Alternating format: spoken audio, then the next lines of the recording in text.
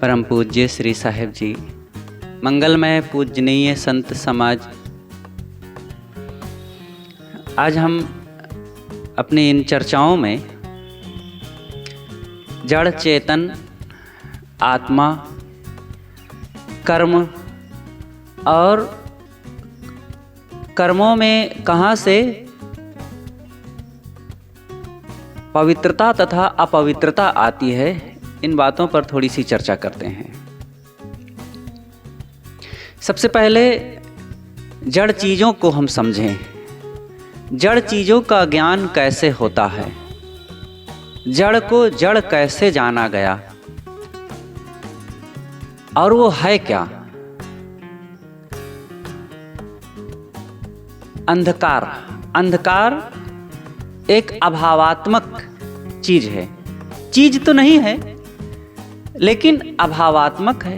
रात्रि के अंधकार में कुछ भी नहीं दिखता है, चाहे जो कुछ हमारे आसपास हो, किसी चीज का ज्ञान नहीं होता है। अंधकार, कालापन केवल होता है।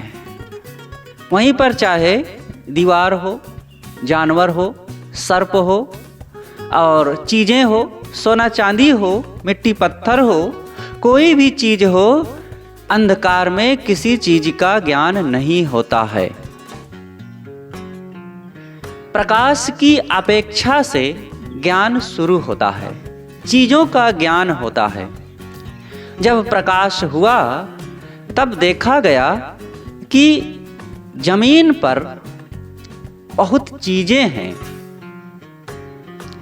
पेड़ हैं, पौधे हैं, रास्ते हैं, सड़कें हैं, मकान हैं, घर घड़ा, बर्तन, पशु पक्षी, नदियाँ, झरने, ये सब दिखाई देते हैं। तो प्रकाश की अपेक्षा से पृथ्वी का ज्ञान होता है। विशाल पृथ्वी का मैदान फैला हुआ है, यहाँ पर तमाम फसलें हैं, अनेक दृश्य दिखाई दे रहे हैं। तो प्रकाश के अपेक्षा से प्रकाश है, इसलिए यहाँ पर पृथ्वी तथा पृथ्वी से बने हुए तमाम कार्य पदार्थ दिखाई देते हैं। जब हम कोई चीज को देखते हैं, उठाते, धरते, पकड़ते, छोड़ते हैं, तो ये सब प्रकाश के आधार से, पृथ्वी का ज्ञान जब हुआ तब उन चीजों के बारे में हम जाने कि ये सब पृथ्वी के तत्व हैं, पृथ्वी के कार्य पदार्थ हैं, पृथ्वी के अंश की चीजें हैं। जब पृथ्वी में देखते हैं कि जैसे एक जमीन है, जमीन पर हम चलते हैं, दौड़ते हैं, उठते बैठते हैं और चीजों का रखरखाव करते हैं, अनेक प्रकार के दृश्य या घटनाएं होती हैं। देखते हैं कि कोई एक ऐसी चीज है जहां पर पृथ्वी जैसा कार्य व्यवहार नहीं कर पाते हैं। जैसे पृथ्वी पर चलते, दौड़ते, रखते हैं, वैसे कोई एक चीज है जहां पर नहीं चल सकते, नहीं दौड़ सकते, कोई चीज नहीं रख सकते हैं, बल्कि वहां पर कोई चीज रख देते हैं तो डूब जाती है। और कुछ चीजें होती है वहां पर रख दो तो तैरने लगती है। तब पृथ्वी की अपेक्षा से जल का ज्ञान हुआ। जल का, पृथ्वी जैसा नहीं है। जल में कोई चीज रख दो तो अगर कठोर है तो वो डूब जाती है, और घास, पत्ते, कागज, तृण, कुछ चीजें हैं जो तैरती रहती हैं। तो पृथ्वी की अपेक्षा से अब जल का ज्ञान हुआ। पृथ्वी जैसा यह नहीं है। पृथ्वी पर चल फिर दौड़ सकते थे और लेट सकते थे, वैसे पानी पर नहीं दौड़ सकते, नहीं बैठ सकते, नहीं लेट सकते हैं। यहाँ कुछ अलग तरीके से सब कुछ होता है। यहाँ पर चीजें डूब जाती हैं अथवा कुछ चीजें तैरती हैं। तैरने में ये मदद करती है, पत्तों को, तृण को, अथवा जहाज को, नौका को, ये जल तैरने में मदद करता है, उसका एक अपना दाब है। जैसे पृथ्वी पूरी तरह से पूरा भार सह लेती है, पानी नहीं सहता है। पानी के सहने का अलग तरीका है। पानी तब सहेगा भार जब कोई चीज खोखली हो, गहरी हो, और उसको रख दो पानी में, तब वो तैरेगा। और जितना वजन होगा उसी घनत्व के हिसाब से वो चीज पानी में उतना दब जाएगा। पृथ्वी में ऐसा नहीं होता है। पृथ्वी में कोई भी चीज को रख दो जो कठोर होगा, पृथ्वी वहां दबती नहीं है। अगर दबेगी भी तो वो जल के प्रभाव से दबेगी। पृथ्वी में दबने का गुण नहीं है, जल में दबने का गुण है। तो जल का प्रभाव पृथ्वी में जो आ गया है, इसलिए वो दब रहा है। तो प्रकाश के आधार से पृथ्वी का ज्ञान हुआ, और पृथ्वी के आधार से अब जल का ज्ञान होता है कि पृथ्वी जैसा कठोर, पृथ्वी जैसा यहाँ पर चलना फिरना, उठना बैठना और दौड़ना यहाँ नहीं हो सकता है। तो ये कोई अलग चीज है। तो इसका नाम दिया गया कि ये जल है। लेकिन जल को जब देखा गया कि जल में कोई चीज जलती नहीं है, पानी में कोई चीज जलता नहीं है, बल्कि पानी से कई चीजों को भीगने से बचाना पड़ता है। भीग करके यहाँ पर चीजें नष्ट हो सकती हैं। लेकिन कोई एक चीज है कि वहां पर भीगने की बात नहीं है, जल करके नष्ट हो जाती है, अथवा नहीं जलती है तो वो गर्म हो जाती है। और वो पानी जैसा नहीं है। पानी जैसे उसमें बैठ नहीं सकते, पानी जैसा उसको ग्रहण नहीं कर सकते, पानी जैसा शरीर में डाल नहीं सकते, उसका स्पर्श नहीं कर सकते हैं, और उसमें कोई चीजें तैर नहीं सकती हैं। तब पता चला कि ये पानी से भी अलग चीज है। तब उसका नाम दिया गया अग्नि, आग।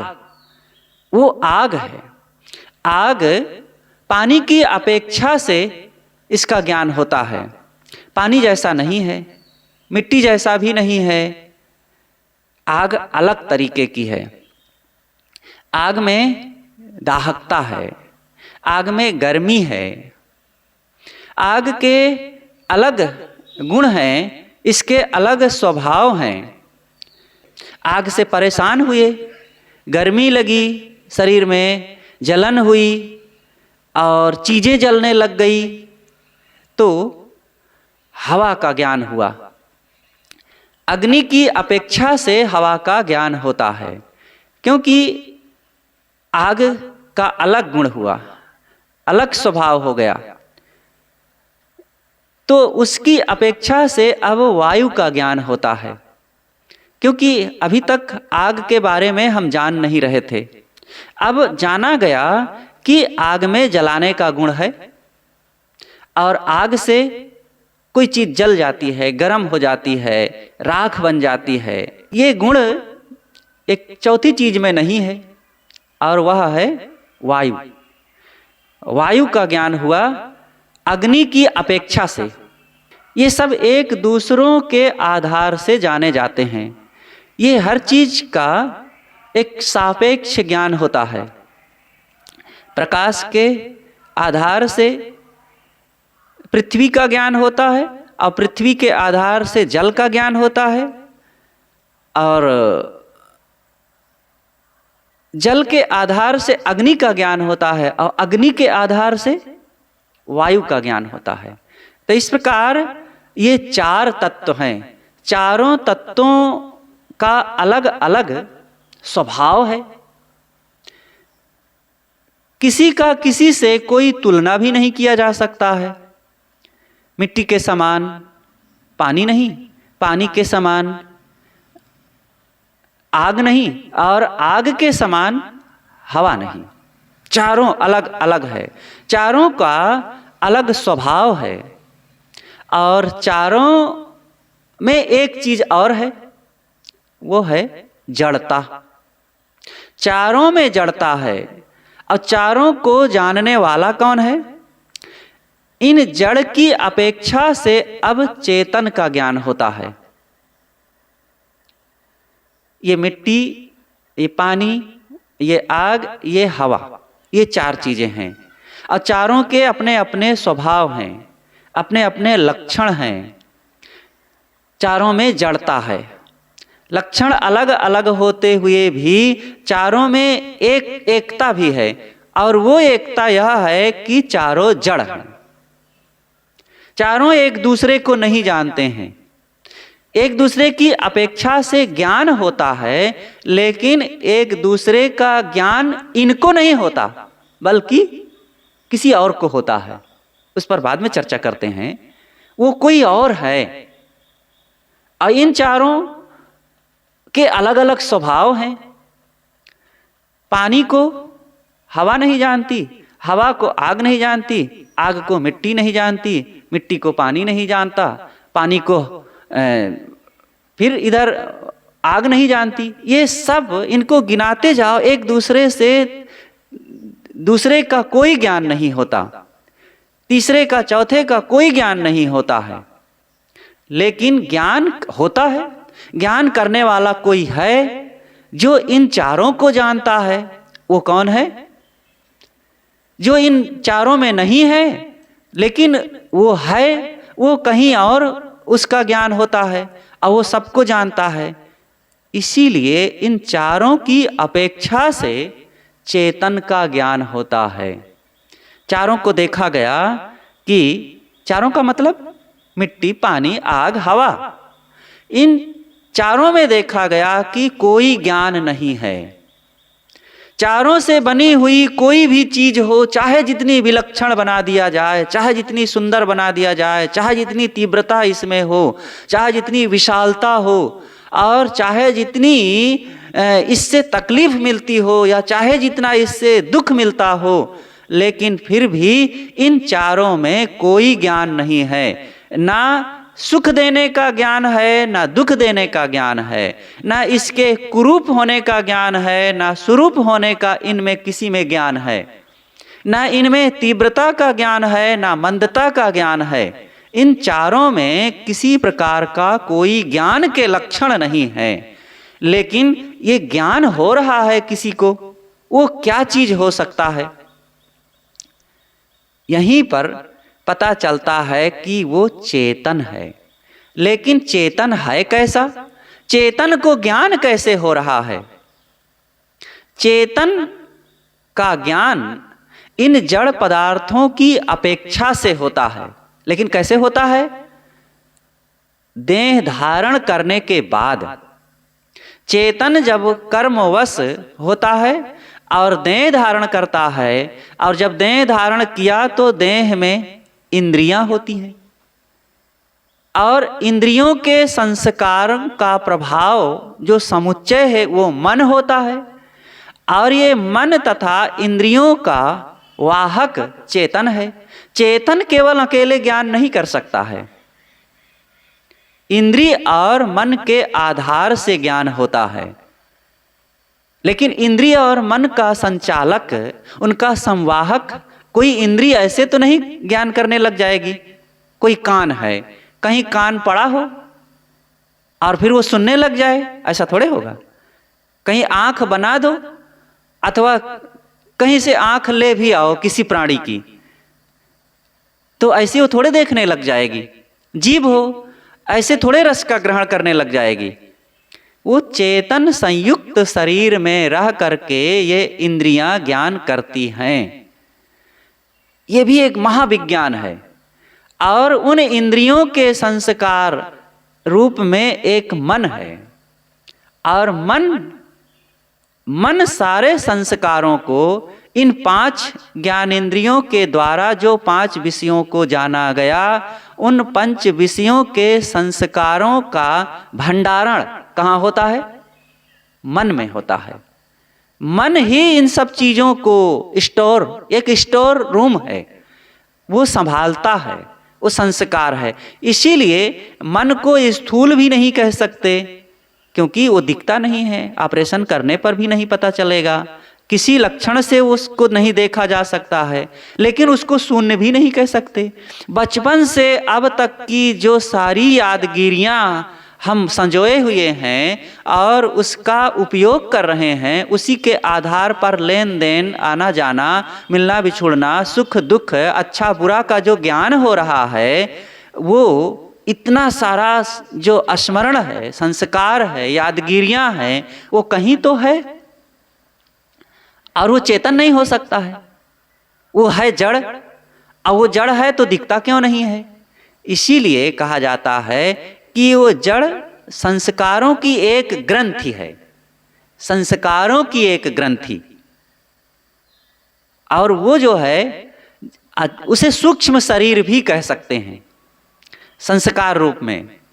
तो चेतन में कुछ होता नहीं, क्योंकि चेतन अभौतिक है और ये सारे संस्कार, सारे विषय, ये सब जड़ हैं। और ये विषय कहाँ पर होते हैं? विषयों का ज्ञान तो इंद्रियों के माध्यम से होता है, और विषय हैं इन पदार्थों में। सारे विषय कहाँ रहेंगे? विषयों का ज्ञान इंद्रियां करती हैं ना, लेकिन विषय हैं इन जड़ पदार्थों में।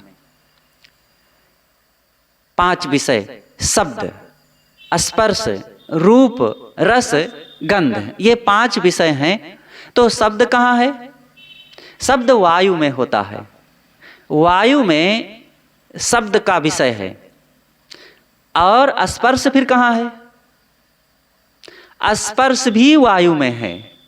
देखिए, तत्वों के ज्ञान को, जड़ का ज्ञान अगर करना है तो यहां भी ठीक से समझना पड़ेगा, नहीं तो भटक जाएंगे। जब इसी का ज्ञान नहीं होता है तब तो हम परोक्ष में टटोलते हैं कोई इन जड़ तत्वों के मालिक को, संचालक को, इसका कोई संयोजक है, कोई इन सबको चला रहा है। वो इन्हीं जड़ तथा चेतन की तमाम इन बातों को न जानने के कारण किसी मालिक की कल्पना होती है। लेकिन जब विचार किया जाता है, इनका गहराई से अध्ययन किया जाता है, तब पता चलता है कि जड़ क्या है, चेतन क्या है, और इनमें तमाम जो जड़ तत्वों में क्रियाएं हो रही है और चेतन में जो सबका ज्ञान हो रहा है, वो कहाँ से हो रहा है? जब इस पर मनन चिंतन किया जाता है, गहराई से खोज किया जाता है, तब पता चलता है। तो शब्द तो जड़ का, शब्द तो वायु का गुण हो गया, और स्पर्श किसका गुण है? स्पर्श भी वायु का गुण है। हम जो बोल रहे हैं, आप हमारी आवाज को सुन रहे हैं, अगर यहाँ से वैक्यूम करके वायु को समाप्त कर दिया जाए, हवा को हटा दिया जाए किसी माध्यम से, कोई एक ट्यूब हो और ट्यूब के अंदर की सारी हवा निकाल दिया जाए, और कोई उसका सुनने वाला अंदर हो, एक क्षण के लिए मान लो अंदर में हो, हवा वहां से निकाल दिया जाए पूरी तरह से, और फिर कोई व्यक्ति घंटी बजाएगा अंदर, तो कोई आवाज नहीं जाएगी कहीं, हवा के माध्यम से आवाज जाती है। इससे जाना गया कि शब्द वायु का गुण है। आपने बाहर भी देखा होगा, जब हवा चलती है और हम बोलते हैं तो हवा के साथ जिधर को हवा जाती है उधर आवाज ज्यादा जाती है, और विपरीत दिशा में आवाज नहीं जाती है। विपरीत दिशा में कोई व्यक्ति 50 मीटर की दूरी पर खड़ा हो और उससे हम जब कहते हैं तो नहीं सुन पाता है, बार बार कहता है, फिर से कहिए, क्या कहें, आवाज नहीं आई।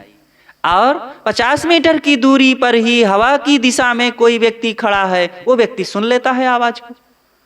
तो ये आवाज हवा के माध्यम से चलती है।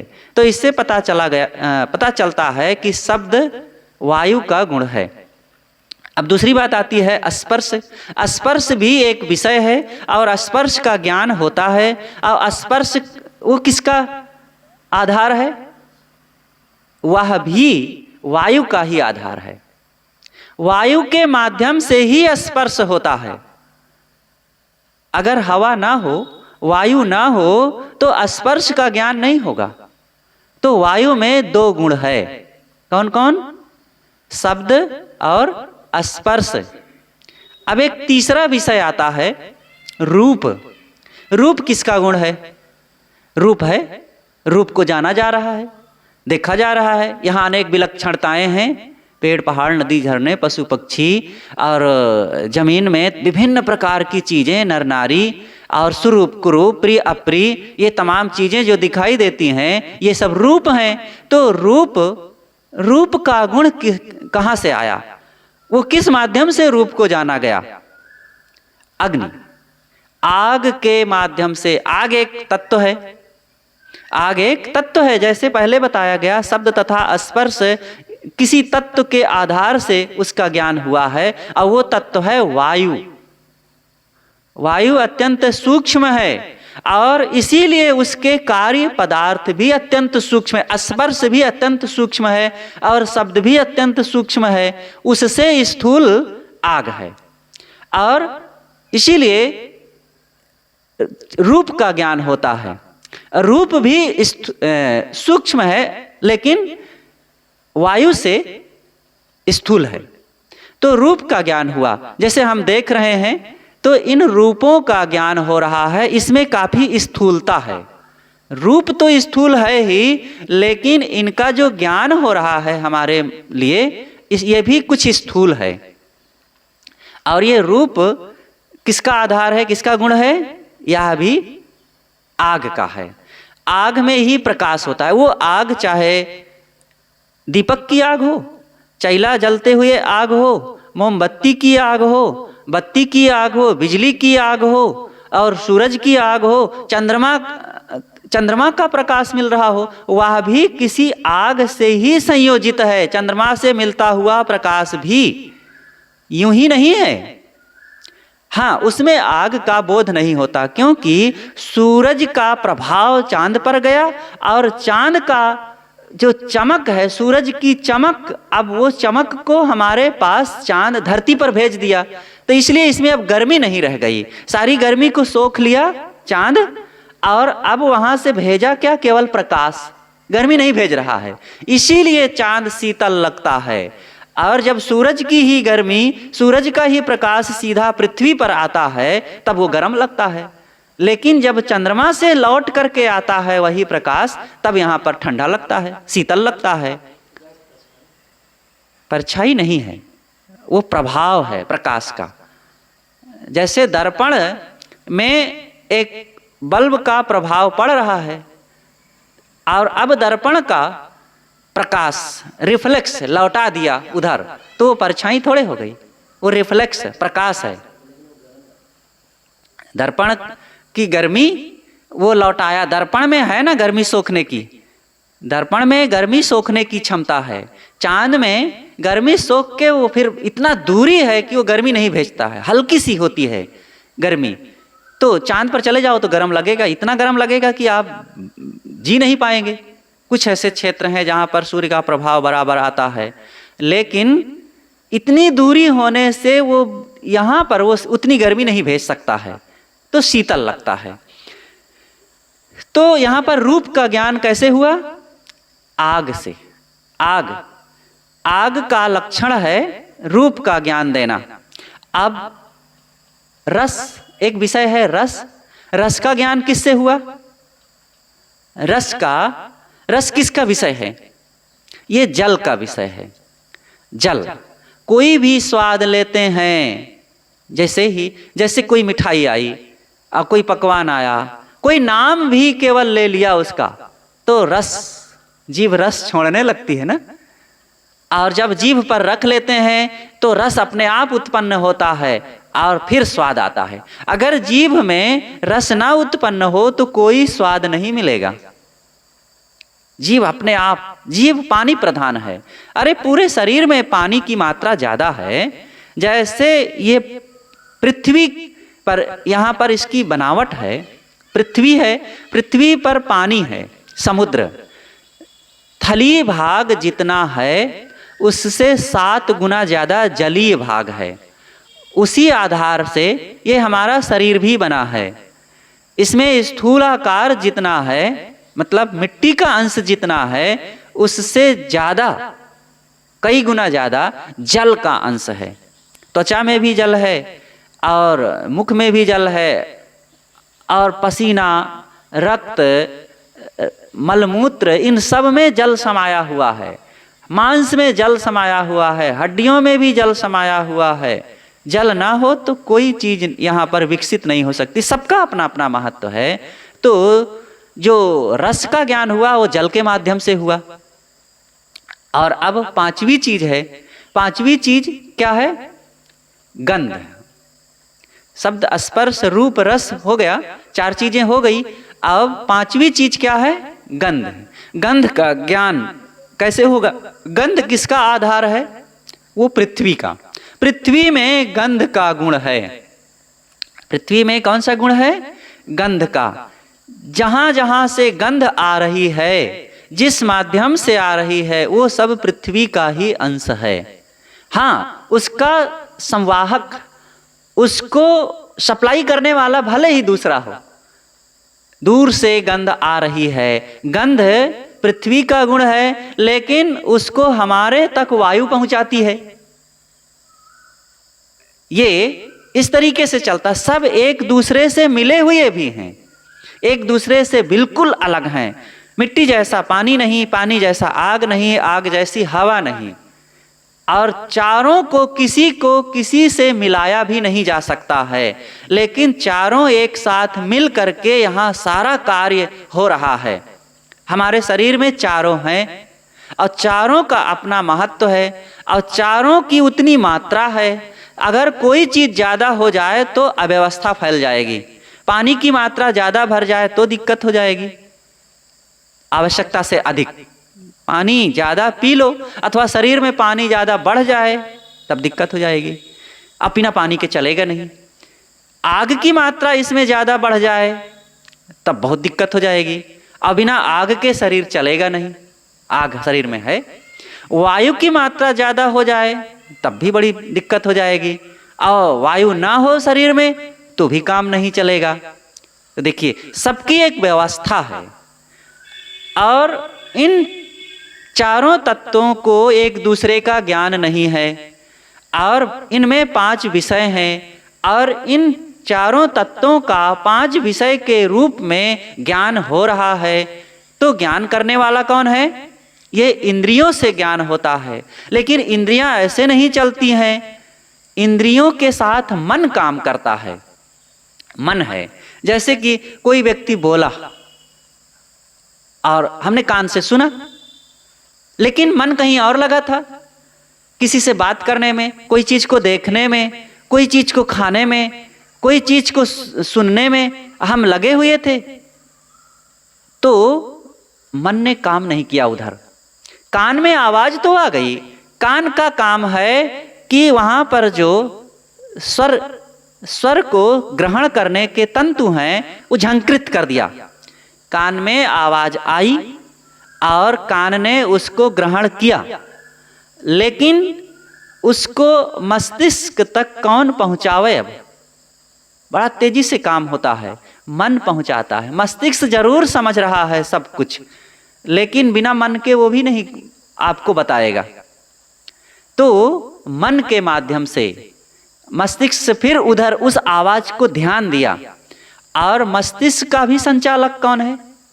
मस्तिष्क तो एक हार्डवेयर है, लेकिन भीतर में एक मस्तिष्क का भी संचालक है, वो है चेतन आत्मा, जीव जिसे कहते हैं। उसी के रहने से कान भी और मस्तिष्क भी, किडनी भी, लीवर भी, सारे अंग काम करते हैं। लेकिन वो एक उपस्थिति मात्र अपनी देता है। और यहाँ सारे शरीर की जो व्यवस्थाएं हैं वो जीव के साक्षित्व में, जीव के कर्मों के अनुसार ये सब है। लेकिन अब जीव के कर्मों के अनुसार शरीर की सारी संरचना हो गई है और उसी हिसाब से ये सुख दुख भोग रहा है। लेकिन अब जीव हर चीज दौड़ दौड़ के थोड़े करेगा, बस उसकी उपस्थिति मात्र काफी है। तो यहाँ पर बात ये समझनी है कि इन जड़ तत्वों का ज्ञान इंद्रियों के माध्यम से मन मनन करता है और उसके संस्कारों को ही ग्रहण करता है, लेकिन संस्कारों का जो भोक्ता है, उसका जो सुख दुख जिसको मिलता है वह है चेतन आत्मा। आत्मा ही इन चीजों को जानती मानती और समझती है। और जड़ कैसे हैं? मैंने पहले ही कहा कि जड़ को एक दूसरे का ज्ञान नहीं है, वो सब पर प्रत्यक्ष हैं, पर प्रत्यक्ष। पानी को कोई जाने तब पानी पता चलेगा। ना पानी अपने को जानती है, ना वो किसी को बताती है कि मैं पानी हूं, मैं पानी हूं, मैं शीतल हूं। ऐसे आग को ना अपने को पता चलता है कि मैं आग हूं और मैं जलाने वाली हूं, मैं गर्म हूं, और ना दूसरे को बतावे कि मैं अग्नि हूं। इसी तरह मिट्टी की भी बात है, हवा की भी बात है, इन सब का ज्ञान चेतन को होता है। तो इससे पता चला जड़ तत्वों की अपेक्षा से अब चेतन का ज्ञान होता है कि ज्ञान एक लक्षण है, ज्ञान एक गुण है, ज्ञान एक ऐसी चीज है कि जो इन जड़ तत्वों में नहीं है, किसी जड़ तत्व में नहीं है। लेकिन यहाँ जाना जा रहा है, हर चीज का ज्ञान हो रहा है। जो कुछ यहाँ हलचल मच रही है, गाड़ियाँ बनाई जा रही, गाड़ियाँ दौड़ाई जा रही, मशीनें बन रही हैं, मकान बन रहे हैं, फैक्ट्रियाँ चल रही हैं, और पुस्तकों में ज्ञान लिखा जा रहा है, कोई पढ़ता है, कोई पढ़ाता है, और तमाम प्रकार का ज्ञान हो रहा है। शब्द स्पर्श रूप रस गंध, दवाई दुकान मकान नर नारी, और यहाँ पर अनेक चीज़ों का जो ज्ञान हो रहा है वो ज्ञान है। तो ज्ञान कहाँ पर है? ज्ञान कौन कर रहा है? ज्ञान टिकता कहाँ है? ये क्या जड़ तत्वों में ज्ञान है? इतना बड़ा मकान है, मकान में इतने कमरे हैं, इतनी गहरी नींव है, इतने खंभे लगे हैं, इतने दरवाजे हैं, इतना इसके अंदर ये चीजें हैं, इतने लोग रहते हैं। ये ज्ञान किसको है? मकान को है कि खंभों को है कि नींव को है कि दीवार को है कि छत को है? किसको है ये सारा ज्ञान? कि मकान के आसपास रहने वाला किसी पेड़ को ये ज्ञान है, कि पास में भरे हुए पानी को ये ज्ञान है, कि ऊपर से जो धूप आ रही है या आग जल रही है उसको ये ज्ञान है। ये ज्ञान किसको हो रहा है? ये ज्ञान किसी चेतन को हो रहा है। अब वो चेतन चाहे इस मकान के अंदर रह रहा हो और चाहे बाहर रह रहा हो, ये सारा ज्ञान का गुण, ज्ञान ग्रहण करने की क्षमता, ज्ञान को व्याख्यायित करने की क्षमता वो चेतन में ही है। गुरुदेव जी की बात यहीं पर याद आती है कि दो वैज्ञानिक मिले हुए थे। दो वैज्ञानिक, एक तो फैजाबाद से बनारस की यात्रा में ट्रेन में मिले थे, और दूसरे सन 1998 के मार्च महीने में गुरुदेव जी का कार्यक्रम भोपाल के गांधी भवन में था, और उसी दरमियान में गुरुदेव जी का निवास वहीं गांधी भवन के पास में ही एक VIP गेस्ट हाउस में था। तो एक बम बहादुर नाम के वैज्ञानिक, जो मूल निवासी प्रतापगढ़ के थे लेकिन मुंबई में वे रहते थे, सेमिनार में अपने भोपाल आए हुए थे। उन्होंने गुरुदेव जी का नाम नीचे बोर्ड में पढ़ा जब, तो फिर वो मिलने के लिए आ गए, और जब आए तो फिर यही चर्चाएं हुई थी कि महाराज आप लोग जो चेतन आत्मा के बारे में बताते हैं कि कोई जीव होता है, कोई चेतन होता है, आत्मा होती है, हम लोग इस बात को नहीं समझ पाते हैं।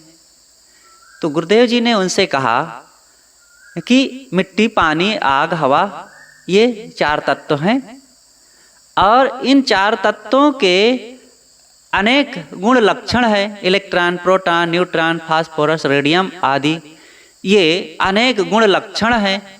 और इन 4 तत्वों के स्थूल रूप और इसके सूक्ष्म रूप इलेक्ट्रॉन प्रोटॉन आदि, इन समस्त चीज़ों में चेतना का कोई लक्षण है?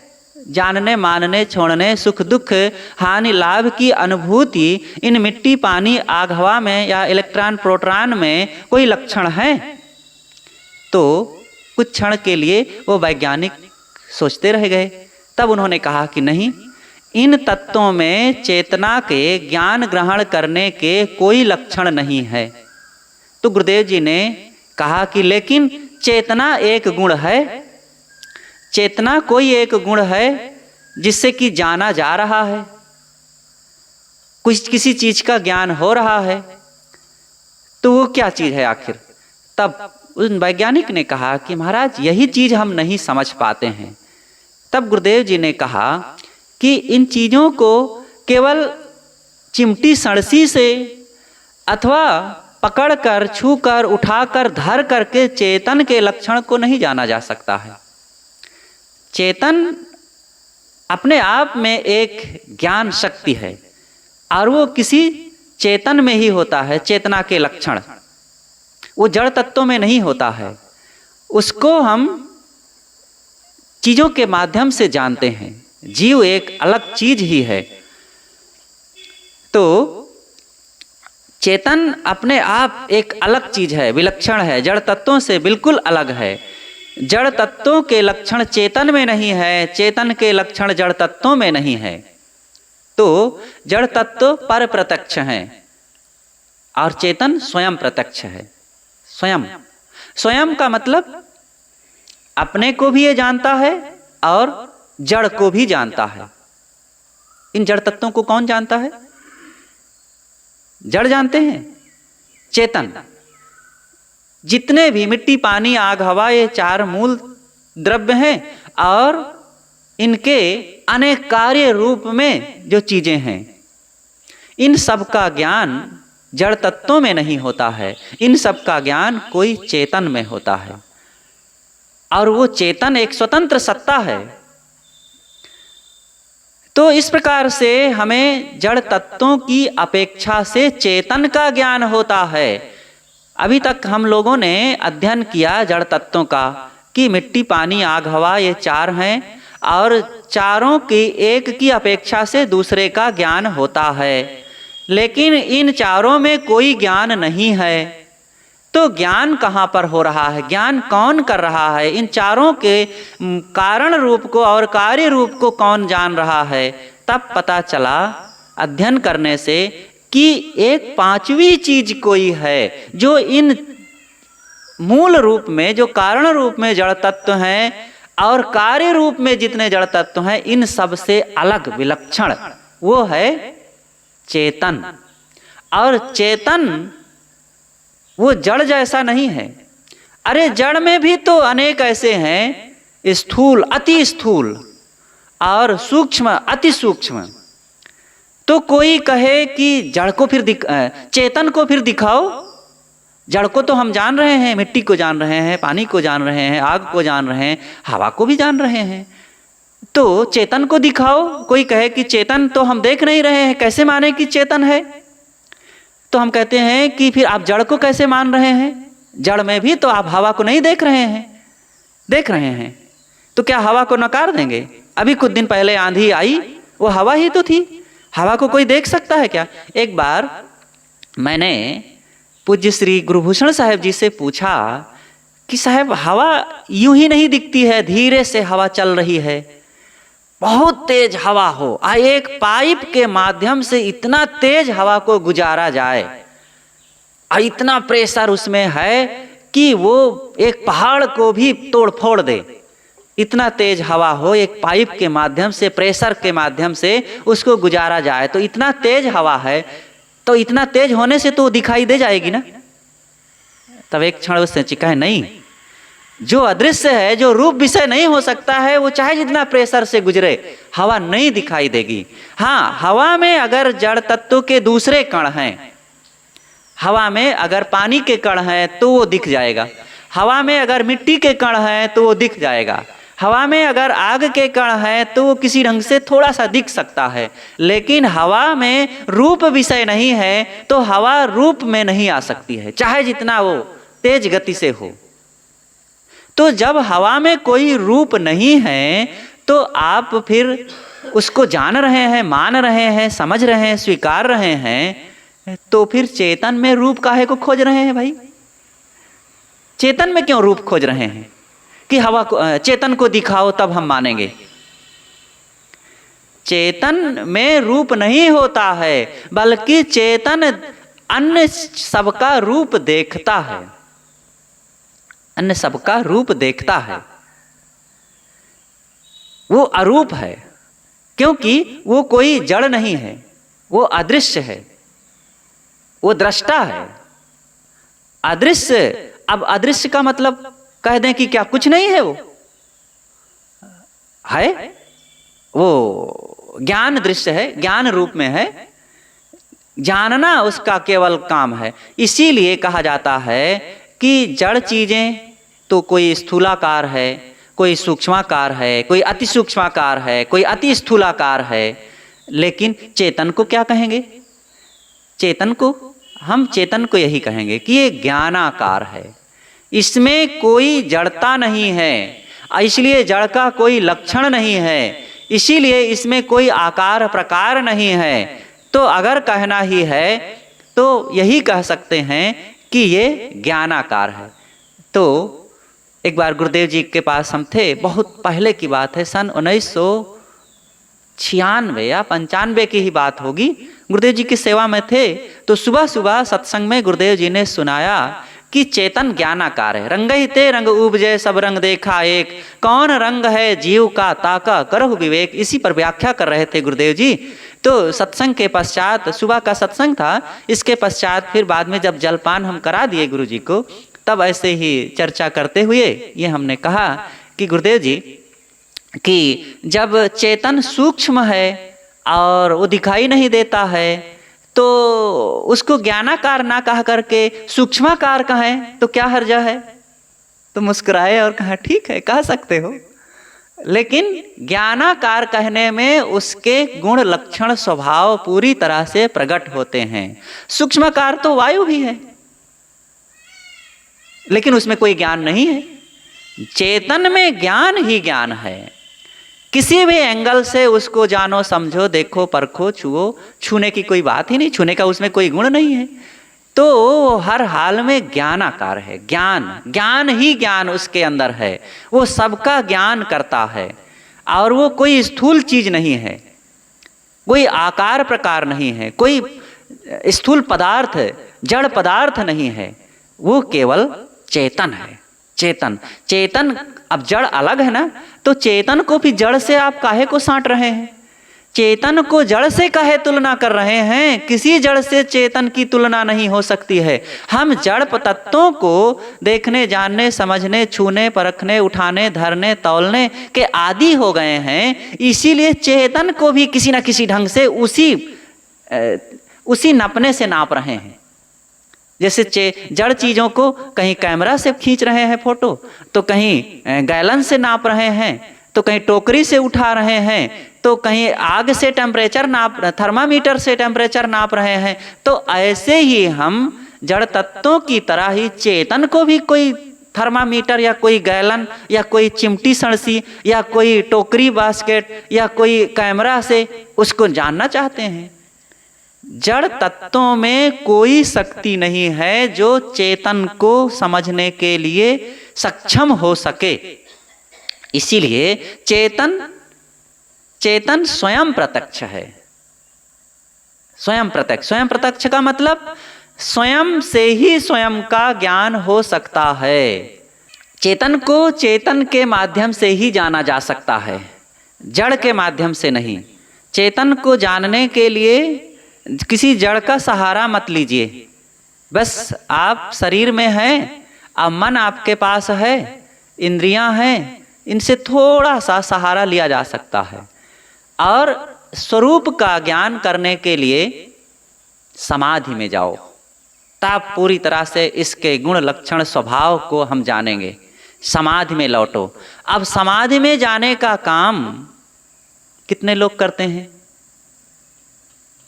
बहुत थोड़े लोग, लाखों में कोई एक करता है।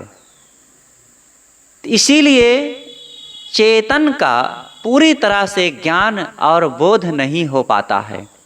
रात दिन हम जड़ का ही उपयोग कर रहे हैं, जड़ में ही लगे पगे हैं, इसलिए जड़ का ज्ञान हो रहा है और जड़ से ही सबकी तुलना करते रहते हैं। चेतन को जानने के लिए जड़ से ऊपर उठना पड़ेगा, सबको छोड़ना पड़ेगा। और ये बात केवल हमारे पारखी संत या सदगुरु कबीर साहब कहते हैं, ऐसी बात नहीं है। इसी बात की पुष्टि महर्षि कपिल ने सांख्य दर्शन में किया है। तत्व प्रकृति का उन्होंने वर्णन किया है जब, तो प्रकृति 25 प्रकृतियां हैं और 25 प्रकृति से विलक्षण पुरुष का फिर उन्होंने जब वर्णन किया तब कहा कि इन 25 प्रकृतियों से पुरुष बिल्कुल विलक्षण है। महर्षि पतंजलि ने योग दर्शन में यही बात कहा है कि प्रकृति से पुरुष अलग है। और तथागत बुद्ध ने भी कहा है, महावीर स्वामी ने भी कहा है, जे आया से बिड़ाया। जे आया प्रकृति भाषा में उन्होंने कहा, आया, आया नाम आत्मा, जो आत्मा है सो बिड़ाया, बिड़ाया नाम विज्ञाता, जो आत्मा है वही विज्ञाता है, सब कुछ जानने वाला। और महात्मा बुद्ध कहते हैं, अत्ता ही अत्तनो नाथो, अत्ता ही अत्तनो गति, अत्ता ही अत्तनो नाथो, आत्मा ही आत्मा का स्वामी है। आत्मा का स्वामी भला और दूसरा कौन हो सकता है? देखो तथागत बुद्ध आत्मा की कैसी बढ़िया व्याख्या करते हैं। ऐसे बहुत वचन हैं, धम्मपदम को उनके पढ़िए तब पता चलेगा। जो लोग ये कहते हैं कि बुद्ध आत्मा नहीं मानते थे, वो बुद्ध की वाणियों को, बुद्ध के विचारों को समझते ही नहीं हैं। तथागत बुद्ध की जो वाणियां हैं आप उसको पढ़िए। यद्यपि तथागत बुद्ध की वाणियां कोई उनके प्रत्यक्ष होकर के लिखा नहीं है, बुद्ध के 500 वर्ष बाद कोई पर्चा अगर बौद्धों की वाणियों का, बुद्ध की वाणियों का बना है तो बुद्ध के जीवन काल के 500 वर्ष बाद बने हैं। अब सोचो, सदगुरु कबीर साहब को इस धरती पर आए 500 साल से ज़्यादा हो गए और अब हम कबीर साहब के विचारों को लिखें तो उसमें कितना वास्तविकता हो सकती है। बस इसी तरह तथागत बुद्ध की वाणियों की बात है। लेकिन जो बुद्ध का आशय है, उनका ज्ञान है, उनके विचार हैं, और जो बुद्ध के शिष्यों ने या उनके अनुयायियों ने बुद्ध के विचारों को संकलित किया है, जरा उस पर जब ध्यान देंगे तब पता चलेगा। ये औरों की कही सुनी वाणियों को लेकर के बुद्ध को अनात्मवादी सिद्ध कर देना, ये बहुत गलत बात है।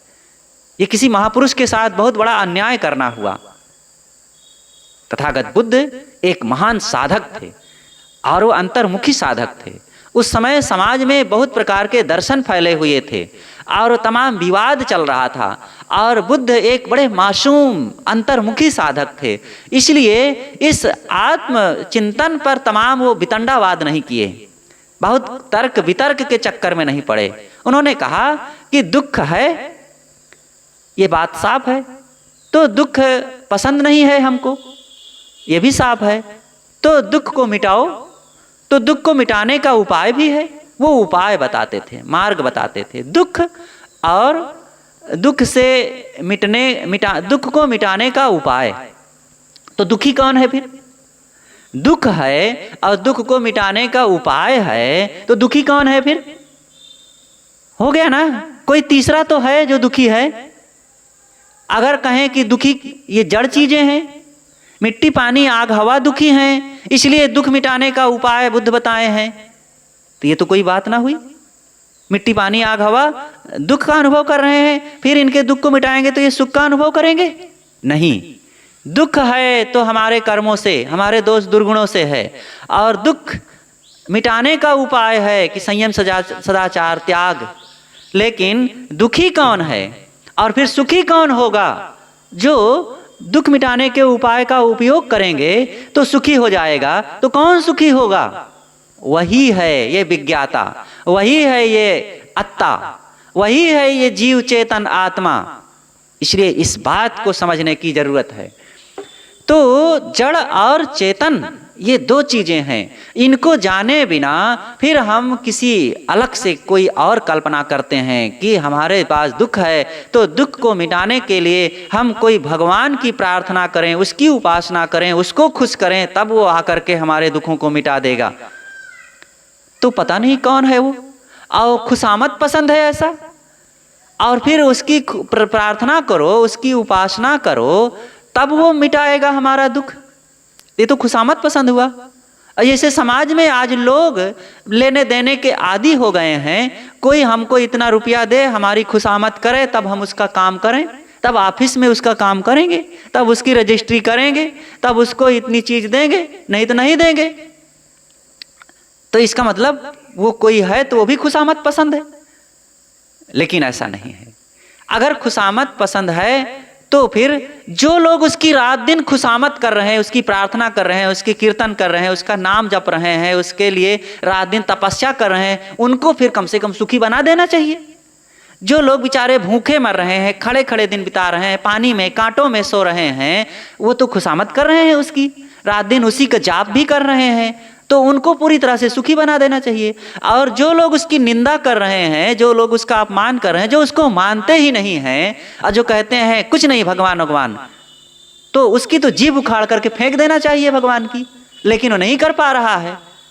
इसलिए ये बात केवल कहने सुनने में किसी को अच्छी लग सकती है कि कहीं कोई अलग से सत्ता है जो जड़ और चेतन से अलग है और वो सुप्रीम पावर है, वो सब कुछ चला रहा है, ये कहने में अच्छा लगता है, लेकिन है नहीं। अगर वो है तो जड़ तत्वों को भी व्यवस्थित नहीं चला रहा है। अचानक कहीं भूकंप आ जाता है, अचानक कहीं बाढ़ आ जाती है, अचानक कहीं इतनी गर्मी बढ़ जाती है कि पटपटा के लोग मरने लगते हैं, अथवा धरती फट जाती है, बादल फट जाते हैं और सारा घात प्रतिघात ये जड़ तत्वों का जो हो रहा है वो जीवों पर पड़ रहा है, वो दुखी हो रहे हैं। नहीं तो जीव अगर ना हो, चेतन अगर ना हो, तो धरती फट जाए, उड़ जाए कहीं और आग ही आग चारों तरफ हो जाए, पानी ही पानी पूरी धरती में फैल जाए, किसका नुकसान होगा? कौन दुखी होगा? धरती को होगा दुख कि आग को होगा कि पानी को होगा कि हवा को होगा? दुख को धारण करने वाला कोई चेतन होता है। जब उसके प्रतिकूल कोई घटना घटती है तब वो दुखी होता है।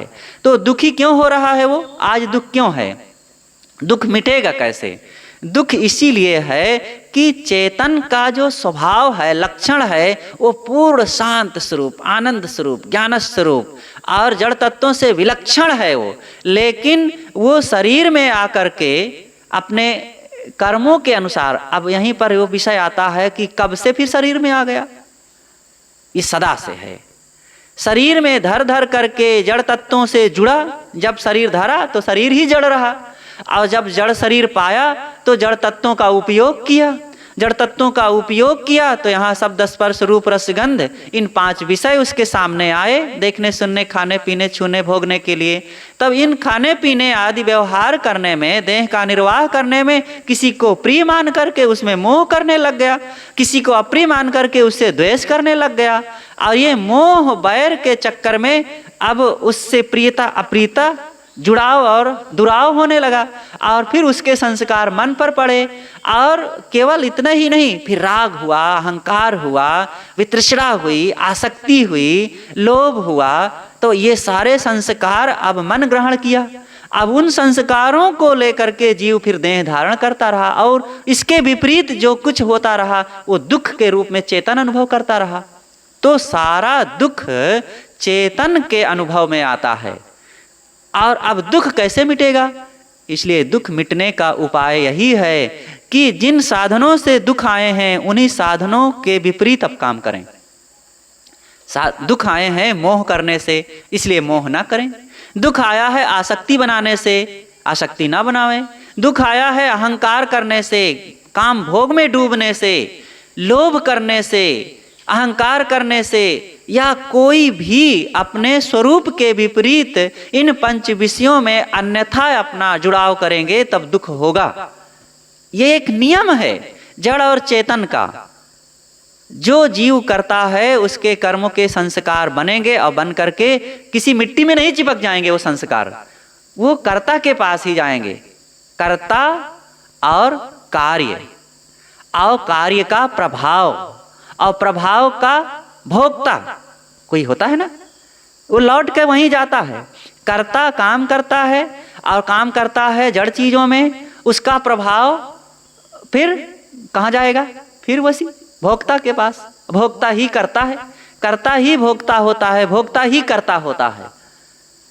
तो इस प्रकार से हम जड़ और चेतन की व्यवस्था को समझें।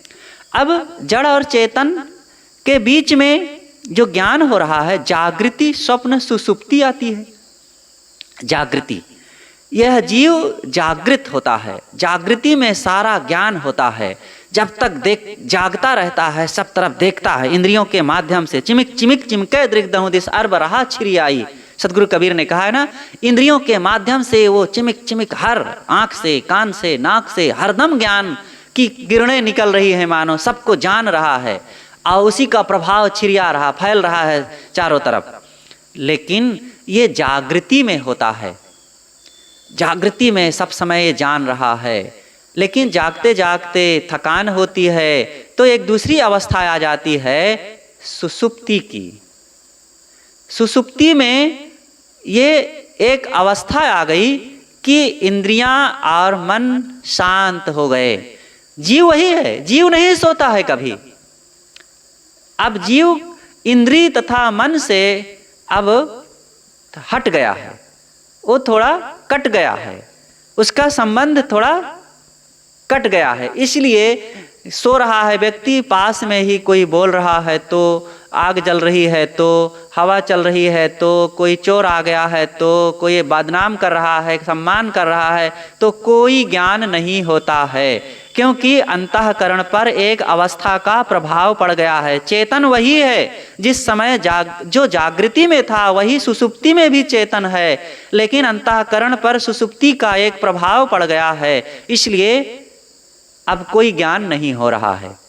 और जैसे ही सोते सोते अब स्वप्न देखने लग गया, एक तीसरी अवस्था आ गई। स्वप्ने में हल्का सा जागृति और सुसुप्ति के बीच में आ गया, बीच की ये दशा है। उसी को जागते जागते एक स्वप्न देखा जाता है, तंद्रा भी कहते हैं। आप लोगों को अनुभव होगा, ध्यान में बैठेंगे तो पूरी तरह से जाग भी नहीं रहे हैं, पूरी तरह से सो भी नहीं रहे हैं, और चित्रावली दिखती रहती है, कहीं कहीं कुछ कर रहे हैं, तो उसे सपना भी नहीं कहते हैं और उसे जागृति भी नहीं कह सकते हैं, उसे तंद्रा कहते हैं। लेकिन उसको हम सुसुप्ति में ही गिने। तो सुसुप्ति में कोई ज्ञान नहीं होता है, लेकिन सपने में ज्ञान होता है। लेकिन वो ज्ञान प्रत्यक्ष ज्ञान नहीं है, वो ज्ञान जागृति के संस्कारों को ग्रहण किया जो अंतःकरण है। अब अंतःकरण अर्ध जागृति में होने से वो जागृति के संस्कारों को बस इधर से उधर, इधर से उधर कुछ बिखेरता रहता है। तो इस प्रकार से तीनों अवस्थाओं में यह जीव रहता है। तो जागृति में भावात्मक ज्ञान, सुसुप्ति में अभावात्मक ज्ञान और स्वप्न में आभासात्मक ज्ञान होता है। तो ये जड़ चेतन है और इसी में जहाँ जहाँ मोह करता है जीव के कर्म संस्कार बनते हैं और फिर वहीं दुख शुरू होता है, और मोह को छोड़ देता है तो दुख समाप्त हो जाता है। प्रत्यक्ष सबका अनुभव है, जहाँ जहाँ मोह किए, जहाँ जहाँ आसक्ति किए, जहाँ जहाँ राग बढ़ाए, वहाँ वहाँ बेचैनी, असंतोष, मानसिक पीड़ा, द्वंद्व और अप्रसन्नता बनी रहती है। और जब मोह को छोड़ दिया गया, आसक्ति को छोड़ दिया गया, कोई बुराई नहीं रह गई और कोई मन में मलिनता नहीं रह गई, तो अपने आप निश्चिंतता होती है। तो ये सारा सुख दुख हमारा बनाया हुआ है। जीव के स्वरूप में केवल आनंद, सुख, ज्ञान और निश्चिंतता, निर्भयता, प्रसन्नता है। बस जो कुछ इसके विपरीत आ रहा है, अनुभव में आ रहा है, वो सब हमारा बनाया हुआ है, वो हमारे दोष हैं। यही को मिटाने के लिए साधना करना चाहिए। और जड़ चेतन का निर्णय में यही बात समझ में आती है, जड़ को समझ करके, जड़ को, चेतन को अपना स्वरूप समझें। और जड़ के मोह से दुख होता है, इसलिए जड़ के मोह को त्याग करके स्वरूप से प्रेम बढ़ाओ। स्वरूप का प्रेम ही समाधि में जाना है। और स्वरूप का प्रेम तब बढ़ेगा जब गुरु संतों की संगत करेंगे, साधना करेंगे, इन विचारों को समझेंगे और जड़ को विकृत समझेंगे, पर समझेंगे, विजाति समझेंगे। तब इस प्रकार से उसके संस्कार नहीं ग्रहण होंगे। संस्कार ग्रहण नहीं होंगे तो उसकी पीड़ा व्यथा नहीं सताएगी, और फिर हमारा जागृत स्वप्न सुसुप्ति सब बढ़िया होता जाएगा और संस्कार मिटते जाएंगे, और मिटते हुए संस्कार फिर चेतन अपने आप रहेगा और उसका अभ्यास समाधि में बराबर करता जाएगा। और जब समाधि का बराबर अभ्यास होता जाएगा तो हमारे जो जड़ चीज़ों के, भोगों के या अनेक घटनाओं के संस्कार सूक्ष्म रूप में अंतःकरण में जमे हुए हैं, जिसे संचित कहते हैं, फिर वो नष्ट होने लग जाएंगे। इस पर हम समय से फिर चर्चा करेंगे कि कि प्रारब्ध संचित और क्रियामाण कैसे काम करते हैं, कैसे जीव को सुख दुख देते हैं, फिर अलग समय से चर्चा करेंगे। आज बस इतना ही कि जड़ और चेतन, जड़ जड़ चार हैं। आकाश को भी लोगों ने गिन रखा है, लेकिन आकाश नाम का कोई पदार्थ नहीं है। हम कहें मिट्टी लाओ, पानी लाओ, आग लाओ, हवा लाओ, तो आप कुछ ना कुछ ले आएंगे, लेकिन हम कहें आकाश लाओ तो आप नहीं ला पाएंगे। जैसे अंधकार होता है, प्रकाश के लिए हम कहेंगे कि दीपक का प्रकाश, लालटेन का प्रकाश, बत्ती का प्रकाश, बल्ब का प्रकाश, बिजली का प्रकाश, कुछ आप ले आएंगे। हम कहें अंधकार ले आओ तो अंधकार कैसे लाएंगे? काहे का अंधकार होता है, किस तरीके का होता है, कैसे लेकर के आएंगे? कुछ नहीं है ना। ऐसे ही आकाश है।